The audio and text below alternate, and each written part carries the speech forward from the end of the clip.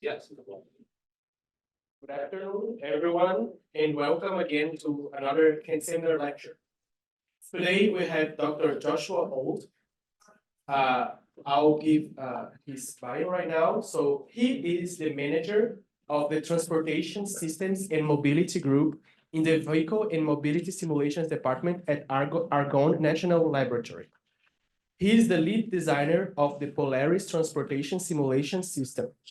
His research focuses on traveler behavior and decision-making, and the impact that connectivity, automation, and control have on travel demand. Transportation, and energy. Dr. Auld received his doctorate in civil and materials engineering from the University of Illinois, Chicago in 2011, a master's from University of Illinois, Chicago in 2007, and a bachelor's in civil and environmental engineering from the University of Illinois, Urbana-Champaign in 2002. Let's give him a warm welcome and thank you again for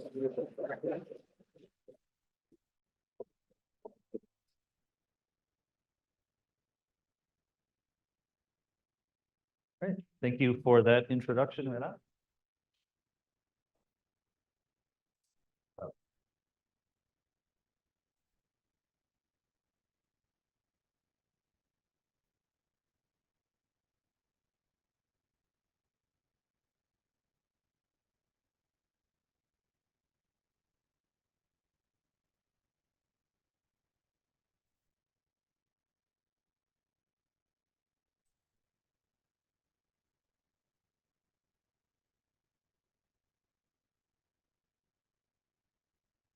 All right, looks good. Thank you for the introduction, Renan, and thank you all for the invitation to come down here and talk to you this afternoon about our work at Argonne National Laboratory in modeling integrated transportation systems and its use and applications in understanding decarbonization and a lot of the challenges around future mobility policies, technologies, deployments, and so on.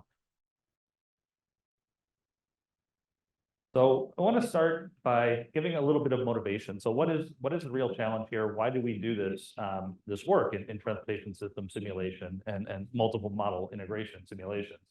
And a lot of this stems from work being done at the Department of Energy and as part of our Smart Mobility program on identifying the need for a holistic approach to achieve a lot of the goals that we're trying to set. So these very aggressive design goals that the federal government and other agencies are setting around net zero transportation, decarbonization, and so on. To hit these targets that they're setting by 2050 is really going to take a lot of effort. And one realization we had quite quickly when starting to do a lot of the planning around this type of modeling is the need for this type of multi-fidelity framework to combine different sectors, right? So what we see in decarbonization, even in transportation and across many areas of this field, is that nothing exists, nothing functions in isolation. So transportation technology, transportation policies, new technology deployments, and so on are inherently connected across multiple sectors of the economy and life itself, right? So any change we make in terms of, say, pushing for advanced vehicle electrification, we want to get 100% of vehicles being electrified, no internal combustion engines by 2050. That has impact on the vehicle fleet, but what does that do to individuals' travel behavior? How do they change, going about organizing their day when they have to account for charging and the need for vehicles to sit in certain spots? When those vehicles are charging, what does that do to power generation? What does that do to energy distribution and the electrical grid system? What are those changes and need for this? How does this drive, what's happening in land use and the availability of electric vehicles? What does it do to how we organize our freight and local delivery system? So there's all these series of cascading systems around transportation, energy generation, buildings, land use, policy design, and freight and delivery systems that interact and respond to these technologies in sometimes surprising or unexpected and frankly not helpful ways, right? So it's when we're developing these plans, if we want to hit these targets that are already inherently challenging, we need to understand the environment that what we're trying to do is operating in. And that's why we really focused within the National Lab system on developing this multi-level, multi-sector integrated modeling framework. So just a little bit of background about our group itself. So this is really on the Vehicle Mobility Systems Department at Argonne, which is a group of about 50 researchers focusing on everything from individual vehicles and individual vehicle components, all the way up to entire urban areas and larger, which is what I'll focus on in this talk today. But it's important to know that all of these things are integrated, all of these things are coupled, and really flow constraints, capabilities, and requirements up and down this chain, right? So when we have better vehicles, we have smarter vehicles that can interact with each other more efficiently. We have smarter roads that can take information from those vehicles and make decisions and push information to vehicles, and smarter travelers and smarter cities that can make use of all that. And these all require different tools when we're modeling these phenomena. So a little bit more, focusing more on that smarter cities, larger urban area modeling. That's the work of my group at Argonne, who's the Transportation and Mobility Systems. So we are a group of 16 or so researchers that are doing a lot of, all of the work at Argonne around travel demand modeling, network modeling, transportation systems, and the integration to these other tools. So organized around teams focusing on freight modeling, network EVs, and multimodal modeling, demand analysis, and software development, but really all tightly integrated with each other, working across these boundaries, as well as with the other teams at Argonne, other divisions, other departments, and other national labs.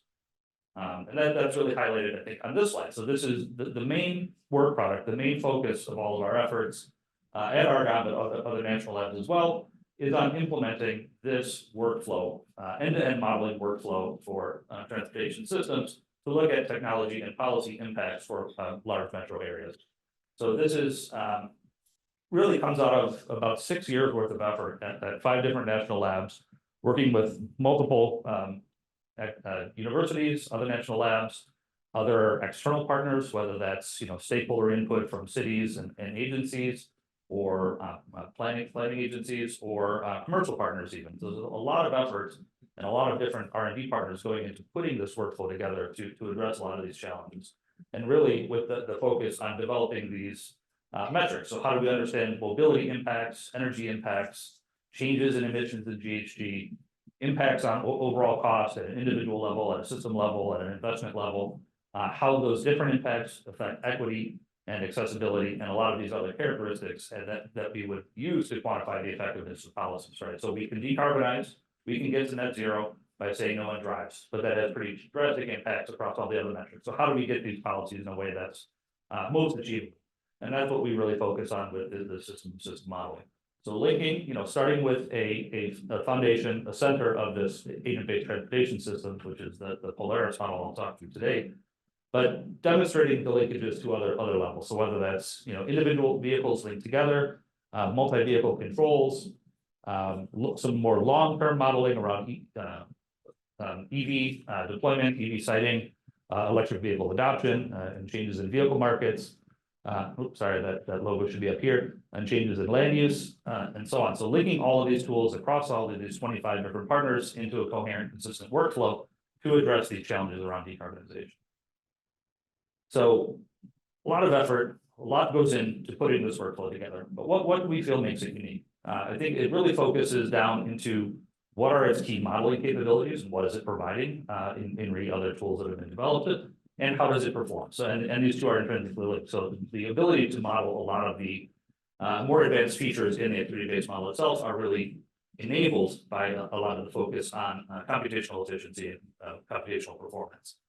So in comparison to a lot of the tools that have previously come out of some of these programs, we do have the advantage of having a full featured activity-based model on both the passengers and freight and other actor side. So we model activity-based travel demand generation from individual travelers, but also activity-based demand generation for freight shipments, goods delivery, business to business, business to consumer, full modeling of shared fleets, transit fleets, and other system level operators, and all of this in a high fidelity integrated demand network assignment and traffic flow environment. So all of these things, all of these decision making from the individual level to the system operator level, happening in concert and reacting to each other continuously. So that's the foundation of agent-based modeling. We also, as I mentioned, through that workflow, connected it to EV charging and grid integration, so we can look at demand on the electrical grid from different changes due to policy, And all of this with an underlying focus on traveler behavior. So why are people making the decisions they're making?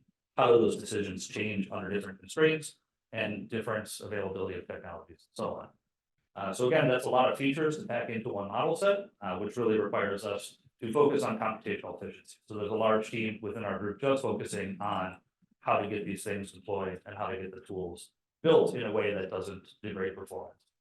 So we do have a fully agent-based core to that model system that allows for a discrete event engine simulation, integrated with external optimization. So when you're doing things like fleet assignment and vehicle positioning optimization and then local deliveries, trying to solve these large-scale vehicle routing problems, a lot of that is coming through linkages to external optimization solvers. But the core itself of simulation is in high performance C++ code base that can really run these large scale models in quick run times and even deploy these. And really critical when we're looking at decarbonization planning is to deploy these on cluster environments, right? It's pretty hard when you want to run studies with, I don't know, 9, 10 different control variables and different technologies we're testing in concert can lead to designing experiments with hundreds to thousands of different scenarios we need to evaluate. That's not something that's going to run on a desktop, right? So that's where the supercomputing and cluster environments provided by the National Lab system really come into play. So just to give a sense of overall what that core of the Polaris Transportation System Simulator looks like, here is a cartoon depiction of all of the flows, at least really centered on the individual traveler decision making.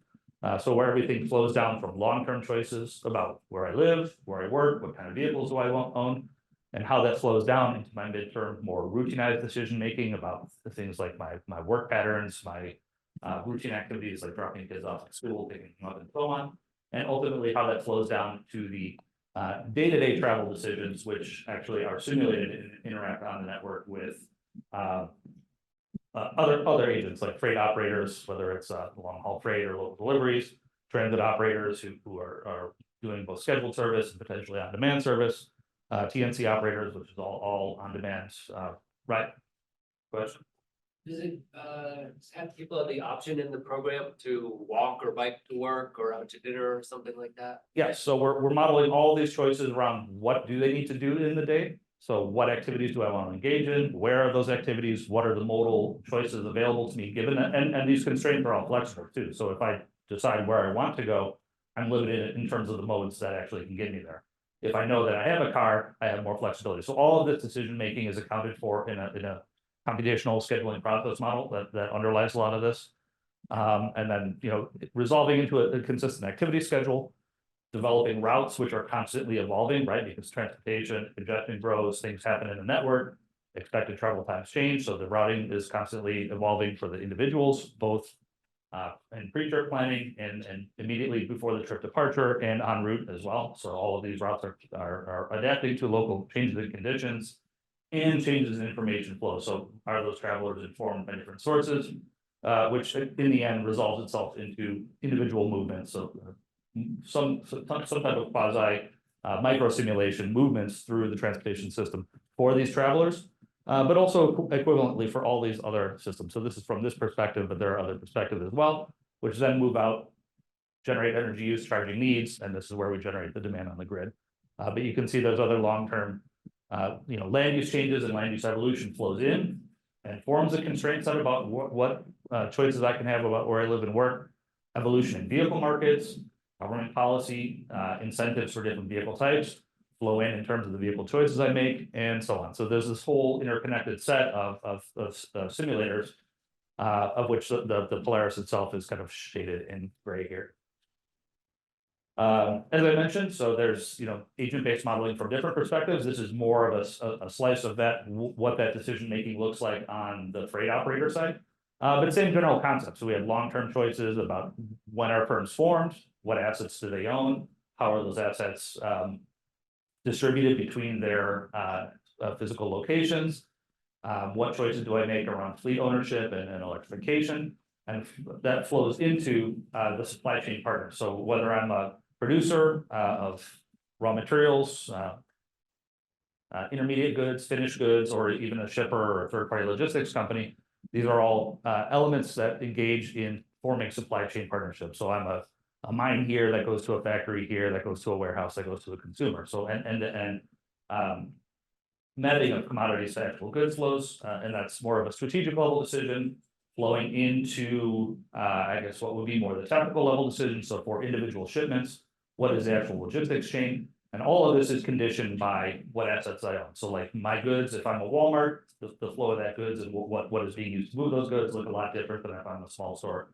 having to contract that a lot of that movement out. So all these decisions around how we form partnerships, how those goods move, and ultimately, again, movements on the traffic system itself, where, okay, now I scheduled this truck is going to warehouse, but it's actually competing with all those people that were on the previous slide. So that's the emergent behavior in the agent-based system.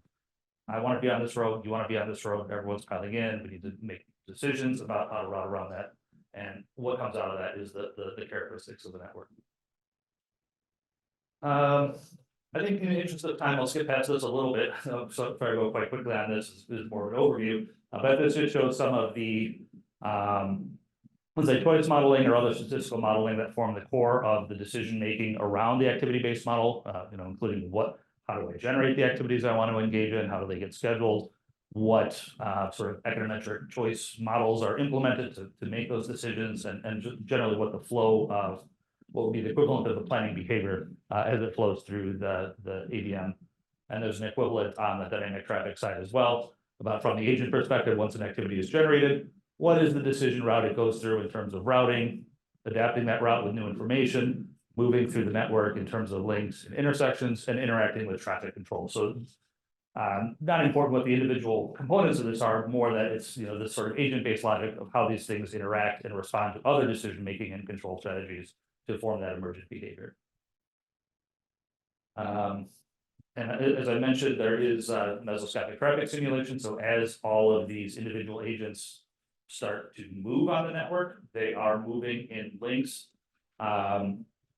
governed, and those movements are governed by sort of fundamental traffic flow characteristic controls.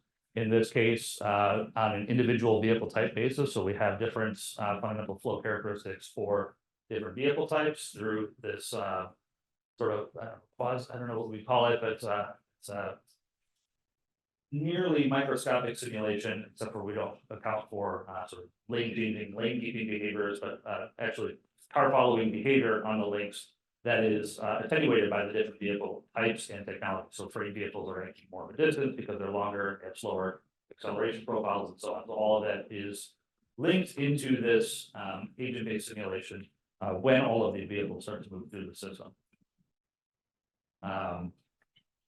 One important point here, whenever we show this, Polaris can run really fast, we can do a lot of these scenarios, is that we would never want to make any decision, any assessment of impacts or policies or anything like that on one individual model run. So Polaris can run, but it always is run in a what we call a convergence loop fashion, right? So you need to have multiple loops feeding back into each other, having agents respond to previous information and sort of learning the characteristics of the network over time, so we can achieve not an equilibrium, this is a separate argument that I don't want to have, but some type of stable endpoint where we can have confidence in what the results we're getting out of the system. So we do run it in this manner where we iterate between the ABM, pure ABM runs, which are unique in this because it's an integrated model. Even what we call a pure ABM run still has that DTA assignment within it, but then feeding into more pure DTA loops until we can hit some stable convergence point. And based on the way we do that on the ABM side, the advantage of this is it doesn't take, if any of you have run something like Transims or MatSim or other tools before, hundreds of runs to achieve a stable convergence, we can usually get close to that in about 9 or 10 iterations. So it's quite a bit less in terms of computational burden. So yeah, this talk with really being focused on decarbonization means that the EV vehicle and electrical side of the simulations is critical. So how do we handle that on the individual vehicles?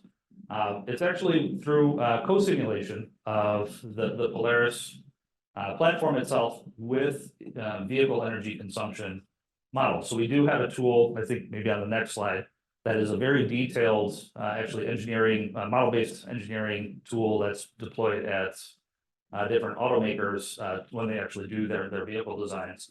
But we have an abstracted version of that that's sort of machine learning AI model that sits on top of that, which we can actually do post-simulation. So as each of those individual vehicles is moving through the traffic flow models that showed on the previous slide, we can have all 2 million of those vehicles running simultaneous energy consumption assessments, so that we know at every link they're moving through the network, what is the current state of charge. Based on that current state of charge, what is their desire to recharge, so that we can have different recharge behavior thresholds and triggering events to generate those charging demand, which actually for both the passenger, freight, bus, everyone, every vehicle in the system generates the need for charging, which then generates load on the system. Especially for the medium duty, heavy duty vehicles, transit vehicles. So that's what flows back then to the electrical grid models to say, can we actually satisfy this demand? And yeah, sorry, as I mentioned, this is another product of our department, a tool called Autonomy, which the US DOE has been supporting for over 25 years now. That is actually detailed engineering level assessment of different powertrain configurations and technologies. So that's actually used in a lot of the study cafe regulations and actual official forecasts for fuel economy. Also licensed by many of the different OEMs when they do their vehicle planning assessments. So this is the tool we use this in a post-processing fashion. So after we run we get our final results out of, I don't know, the 10th iteration of our convergence loop or the last iteration of our study. Then it goes to Autonomy, because this is a pretty detailed tool, pretty heavy computational version, to generate final energy results, or the AI version, which is more for co-simulation. And finally, we do also link to urban land use forecasting. So we have a connection that allows us to look at policy impacts over time, right? So we don't want to just necessarily just look at one fixed point impact, because it's human system, right? They're dynamics, so they have a tendency to evolve. And they, let's say, impose a congestion price to go to downtown. Land use will be developed further outside of the congestion price, and there's some sort of a lot of times attenuation of different policies and different scenarios that we try to analyze, which means it's pretty critical to look at how individual consumer home location choices and business relocation and new business development choices evolve in response to our different transportation scenarios. And I think I touched on briefly that these are huge studies. We had to develop a workflow to run that on high performance computers. So just those job management, job tracker, which we call the Polaris runtime, to run these things over time. I don't know, this screenshot just shows our tracking front end in Jupyter that shows, I think, 64 different simulations running at once. We can see the state and what everything is going on. Really makes this useful for this type of large scale policy analysis. We also link to a lot of optimization internally, and that's really critical for a lot of the mobility technology. So things like TNCs or being able to represent trade operations and shared fleets. A lot of these things do rely on optimization models. Many times heuristic approaches, but sometimes exact solutions that we need to link to also in a performant fashion. Whether it's a partition problem that we can solve that for localized regions, or heuristic that we approximate and apply globally, we do have a lot of linkages to these external optimizers. So I want to skip ahead a little bit through some of this background. So this is really just about the support tools in Polaris and the different usages. I think one thing I want to highlight is that we do have a lot of different universities and other government agencies that are actually evaluating this tool, deploying this tool, using it for their projects. So we're always happy to continue to build those relationships and try to build this community of practice around the Polaris tool. So if there is interest, I have a QR code at the end of this, but it is freely licensable, and we do tend to support projects which we think are interested or have a likelihood of feeding back useful capabilities that everyone could benefit from. And just to highlight currently, so with all of those deployment projects, we do have about 20% of the US population covered in models that we have running and are functional right now in Polaris. So we, a lot of that comes from LA and Chicago, but we do have a lot of different cities, different types of cities, like some of the mid to larger cities in Texas, Atlanta metro region, smaller cities like Greenville, We even have a Bloomington, Illinois model, but that's mostly for testing and demo purposes. But a wide range of models that are being used for different projects, and you can see, the various partners and universities that are supporting that work. So again, the deployment of this and building a community around this tool is very much accelerating.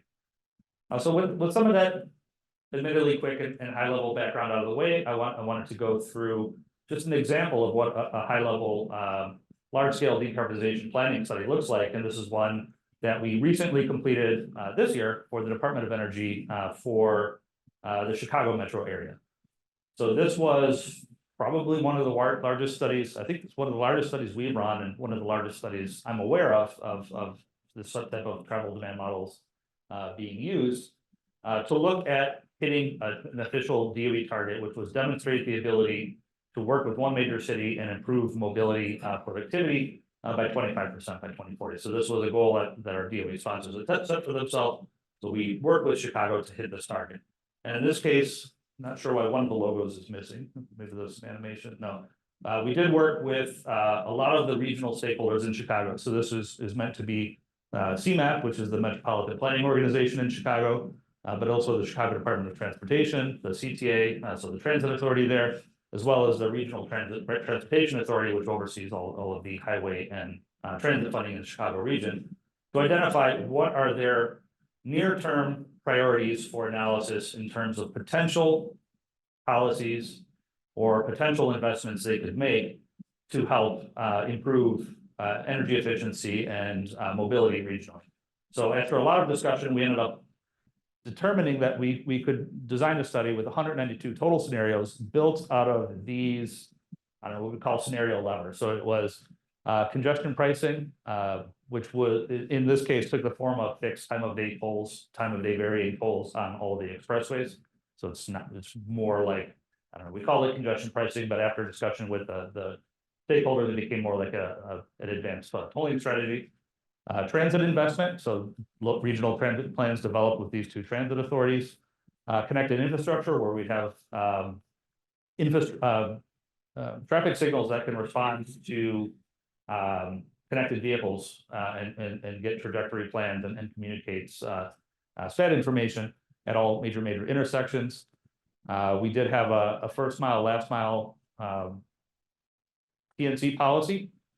So we did determine with the regional transit authority that we wanted to look at subsidizing first mile, last mile access to the transit stops in the suburbs, where the Chicago Transit Authority had the opposite interpretation, said we don't want to allow any TNC stops at the transit station. So it was sort of a bifurcated policy, as well as imposing some corner to corner pickup requirements within the city of Chicago itself to try to reduce some of the cruising miles. A freight strategy, we're pushing more establishments to go to off-hours delivery. Vehicle connectivity and automation, where we had 40% penetration of a low-level TACC, so cooperative adaptive cruise control strategy. Continued growth in e-commerce and on-demand delivery engagement, so people eating, shopping, and getting groceries through deliveries, not engaging in actual trips. And finally, 3 different levels of vehicle automation. So these ended up being the regional priorities, and then the vehicle electrification sort of the DOE priority. So we mixed this and developed a design of experiments with 192 different scenarios that were run. And actually, that's a lot of data to show. So the 192 scenarios with really 10 converged iterations for each. So this is actually based on about 2,000 different implementations of the Polaris travel demand model. Too much data to put on a chart to interpret. So we ended up doing multiple regression models on top of the actual simulator outputs, and built a model of the simulated model to come up with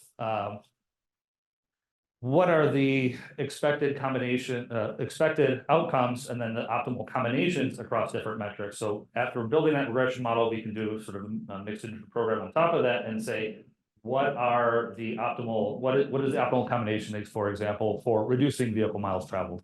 And that comes up with one specific set of outcomes. Or what is the optimal outcome for reducing energy, which is a different set. So this shows sort of the range of optimal strategies which that could come out of this type of deployment of policy depending on what the priority is. So this is looking at these 6 different priorities in isolation. Now, one of the interesting things about that, if we take the regional hours of vehicle travel, so sort of a proxy for reducing congestion, is that a lot of times there are sort of idiosyncratic or unexpected interactions and combinations which only show up when you do this type of multi-scenario design of experiments scenario analysis, which wouldn't resolve themselves. So a lot of times things will be studied in isolation.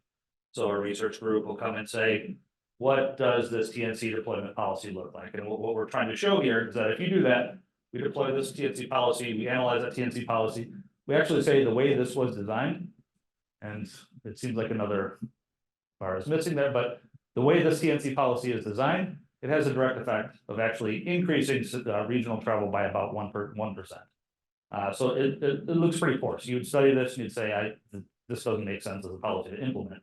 But what we're showing here is that TNC policy interacted with other policies, including congestion pricing and signal connectivity to have more dynamic adaptive response to congestion, actually improves vehicle hours traveled by 1.5%. So there's a net gain when we deploy this with other policies, even though there's a loss in isolation. So the idea here is to find these optimal combinations, not individual technologies, and really this is why we're trying to motivate this type of system level research, because just looking at the TNC policy in isolation, you would never choose to deploy that. So the takeaway here, we found that through these different policies, we can reduce our overall vehicle hours travel regionally by about 7%. And that's with all of the levers turned on, except for transit, which actually did not, the way it was deployed in the study did not benefit in terms of congestion. It did have other benefits. So, for example, here, this is system efficiency. So this is a way to compare both load on the system as well as the energy required. It's more about the efficiency of movement.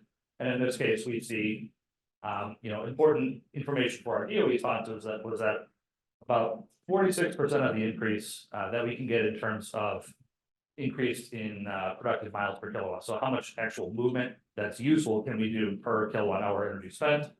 We can increase that by 46% naturally by just deploying EVs, right? So if we put more EVs on the system, it's more efficient to move.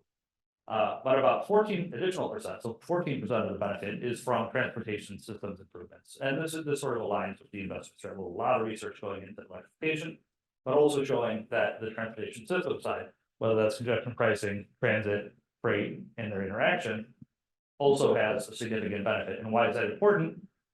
Because this is the hard part, right? So getting these transportation system improvements reduces the target that we have to hit for vehicle electrification and makes the plans more feasible. So we need to study both, but it's important not to lose sight of these sort of system level effects on the transportation side. And this is what I mentioned here previously, where we look at optimization modeling across all of these and said, we don't want to look at what the best outcome on any one metric, but let's say I'm an agency that prioritizes all 4 of these energy related metrics. So I want to reduce energy, GHG, efficiency, and MEP. We can come up with the optimal solution across 4 of those. So and actually you can put up like a front end interface to these results and let them play around with weighting different of these priorities, but you really come up with different optimal solutions depending on what you prioritize. Like, is it mobility and system level efficiency, then you can get this outcome. If it's energy emissions, you get different outcomes.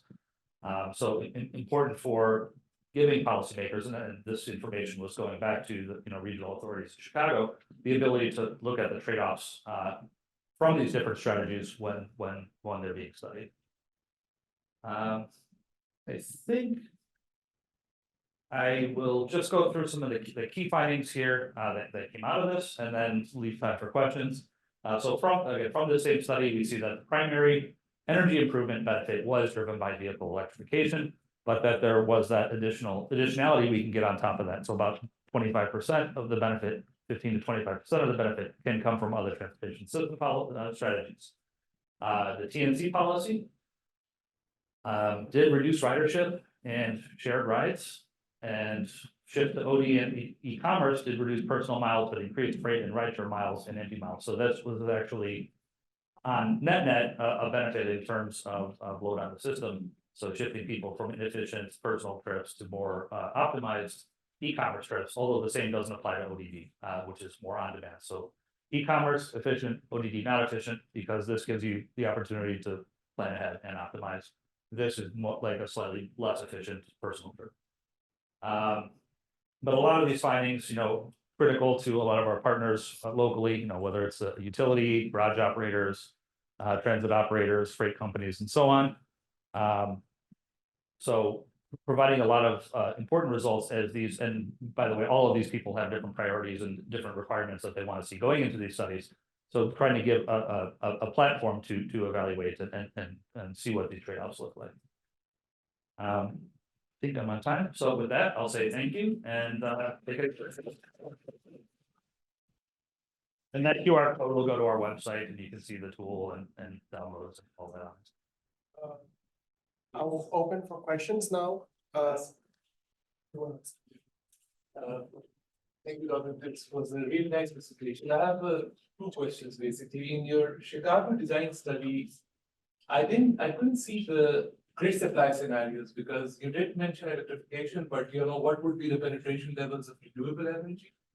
And the second question is that if you did use them, how did you model the projected penetration of renewables like in the US decarbonization process?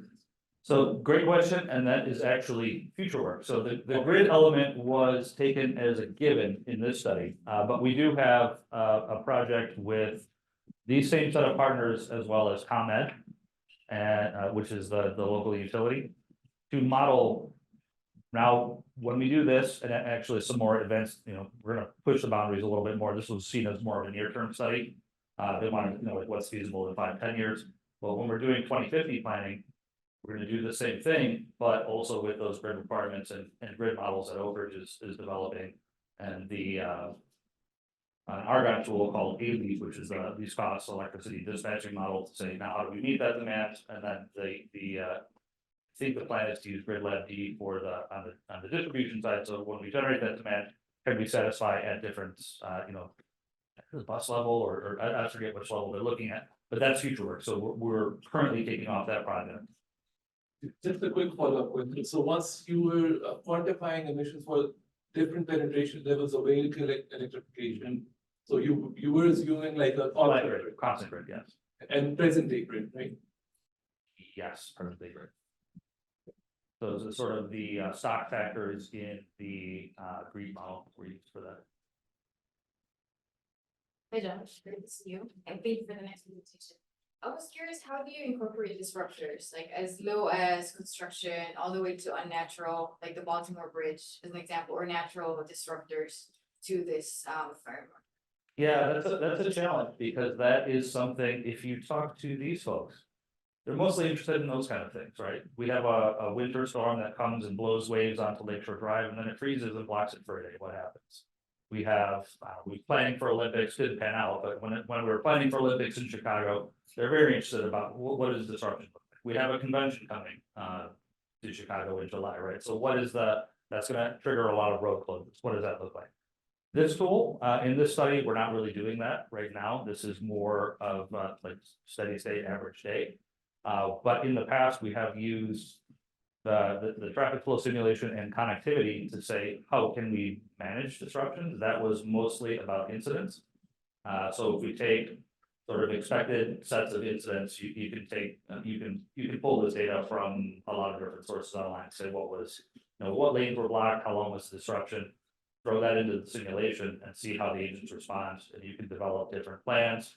In that case, we actually studied how does providing information ahead of time to drivers, so targeted messages to tell drivers to reroute at different points in the network, how much better can we do it at relaxing the congestion around those incidents? So it's something we can do. In these, we typically treat that as we just do average day for forecast, because it's hard to forecast. Well, disruptors are disrupted by nature. And if I may just piggyback, this is like on the infrastructure side, how do you also incorporate like the state of infrastructure, right? The reliability of that link to keep serving the flow that you are planning for? Yeah, that's a good question, and there are two things that segue off of that too. It's all, state of current infrastructure and what's new infrastructure, right? So when we do a 2050 plan, it's highly unlikely that the regional network will look like what the network currently does. There's continuous long-term transportation plans being developed, continuous upgrades and investments in different infrastructure. So, when we do forecast years here, we take what the current regional plan is, but it's unlikely that that regional plan is, especially when we have disruptive scenarios, right? So there is a need that we're working on, not included currently, but being developed to generate models, adaptive infrastructure, like forecasting models about where new lakes are likely to go, where new lane capacity is likely to be added, and actually starting with where new transit routes are likely to be generated, which is the current project we have for this year, and then transitioning that. That doesn't forecast the state of the infrastructure, state in terms of like pavement condition, and that is work we are trying to currently, we have a proposal to do that work with Georgia Tech University, and the professor there, James Tsai, is doing sort of pavement characterization to take some of that data and make models about how could we forecast that under different investment levels, but not included in this study.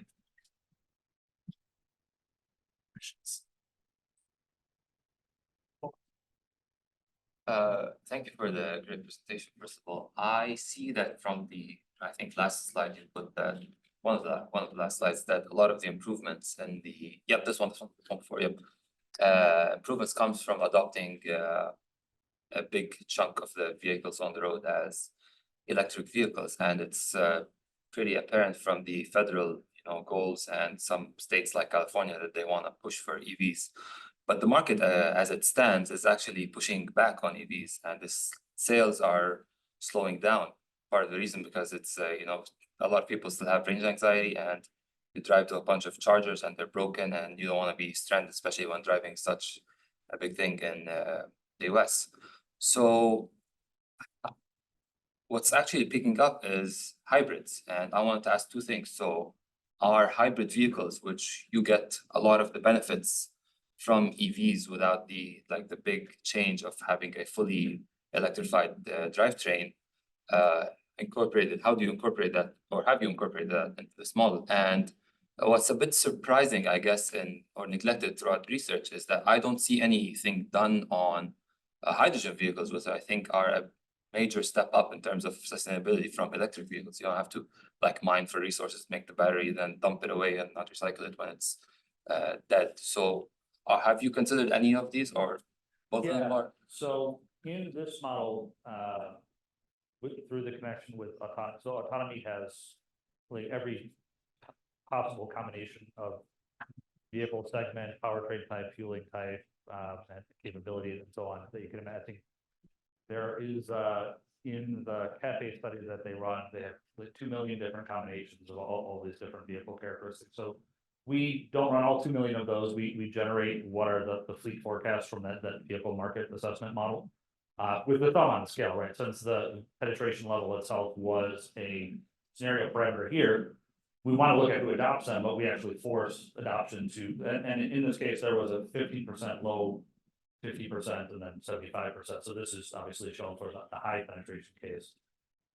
But even when we say 75% penetration, there will still be 20% hybrids, 10%, 10% hybrids, 10% conventional, whatever the distribution happens to be. There is some level of hybrids in all of these scenarios.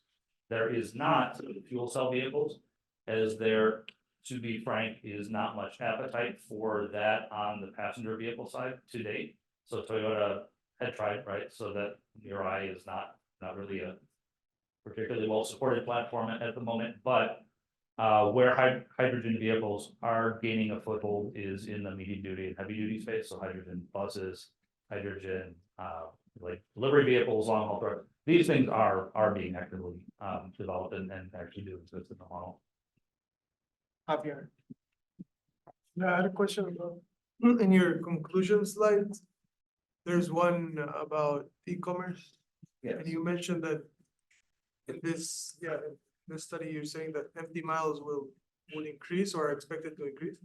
Empty miles will increase on the on-demand delivery side. So And these two things, they're piled into one scenario lever here, but they actually kind of work in opposite ways, right? So e-commerce, shifting personal shopping to e-commerce can be more efficient depending on your order habits, right? So if you replace a shopping trip with an e-commerce delivery where you're bundling everything, you get one delivery, you allow Amazon to optimize, it has it's quite a big benefit. You're reducing the average trip from about 7 or 8 miles, which I think is a normal shopping trip on average in this country, to about, a marginal 0.25 to 0.4 mile increase in the delivery truck itself. However, if you go on Amazon and like order 20 things at 20 different times and tell them don't worry about optimizing, you get it here immediately. So the closer you get to that just-in-time delivery, the less efficiency you get. And ODD is kind of the extreme of that, right? So that's call the restaurant, order Uber Eats, wherever the guy happens to be, has to drive to the restaurant and then drive to your house instead of just you driving there and back. So it depends on the penetration level of drivers serving these trips and where they're, so that's why we do the simulation model.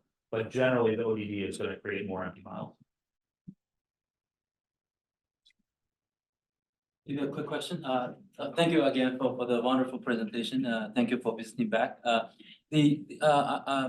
Just a quick question. You mentioned about a number of different policies or levers you call it, and then I was wondering that have you explored the sort of a spatial heterogeneity of the city, where you have a central and then suburban, and some of those policies such as congestion pricing, there are different ways to implement them, and then they may have different impacts, right? For example, whether you try to cordon or do you do sort of uniform implication of implementation of the congestion pricing, like a one price? Yeah, some of them are localized. So, for example, this transit operations, we implemented different solutions in the city versus the suburbs, right? So one thing we found, so all of these studies are based on a lot of prior studies on individual topics. This is where we link everything together and look at what are those interactions.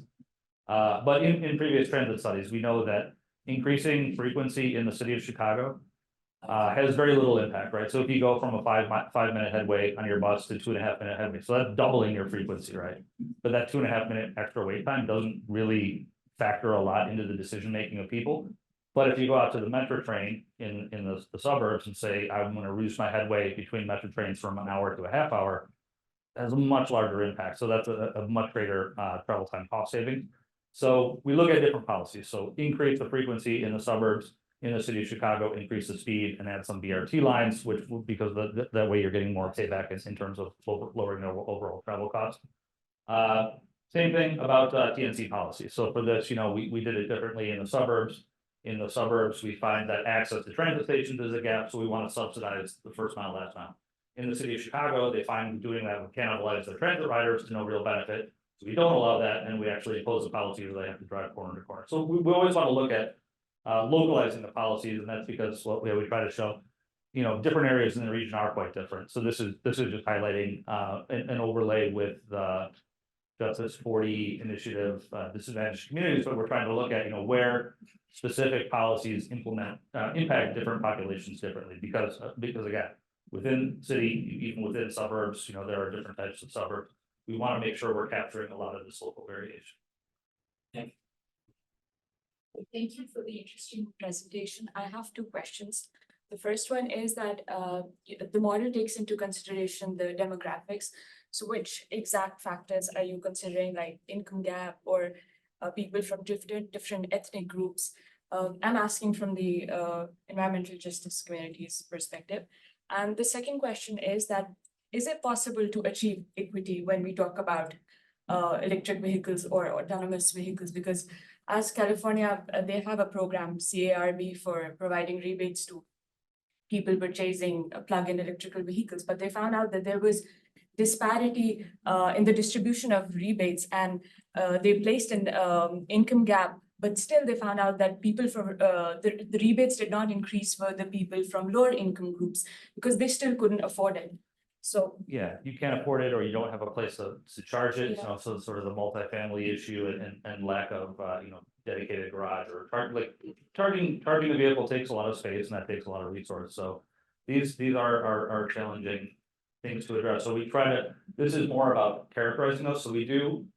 One benefit of doing this through agent-based, activity-based modeling is you have basically full replicates of everything you get in the census. All of these agents have, do they live in a single family home or an apartment? Are they, employed, unemployed, wealthy? Are they, minority from different minority groups?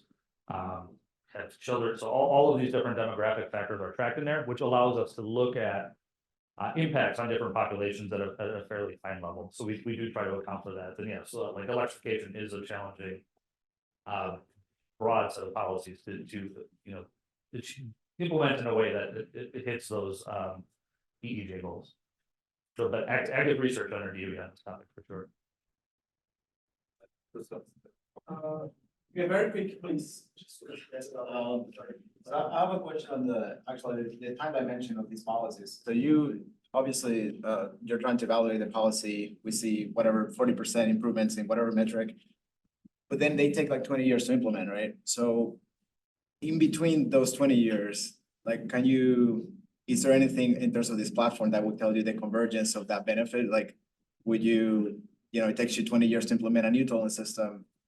In between, would you get like a deficit in that whatever metric for 10 years, and then is that you get a 1% improvement after 20 years? Or is it possible to evaluate that progression of implementation over time? Very good question. Yeah. So one thing with this is that this is a cross-sectional study. So we go to Chicago, we assume these policies are in place, we run to look at it. We don't always do that though. So we actually currently running a study, I need to pull the results up tonight, where we're looking at implementing vehicle connectivity and automation, different technologies at different levels over time. So as these things slowly get cheaper, more people will adopt them. What happens if we have a level 4 fully automated system? Uncontrolled, so no coordination, nothing. So it's basically ACC at best. Or what if that happens if we have level 4, self-driving, but we impose some coordination so the vehicles have to message each other and you can run closer. So we look at over time how those vehicles get adopted, how the ownership of that vehicle may change individual home location or work location decisions, how those decisions feed back into land use growth, and then how the land use growth impacts the overall transportation system. So we can, this is cross-sectional, that study is dynamic. So we look at the evolution of the system over time and see, and what ends up happening is when you do it cross-sectional, you in many instances overemphasize the impact of the technology because you're not allowing this sort of thermostatic reaction of the city to respond to those technologies. So I feel when we run it in the dynamical fashion, it gives more realistic results. But it also, I mentioned this was basically 2,000 replicates in the final study. When we do a time dimension, it multiplies that by T. So it does make the study a lot more challenging to run, but I think critical in many instances. That's for today. He has another meeting, so we need to finish. So thank you, Dr. Auld, again.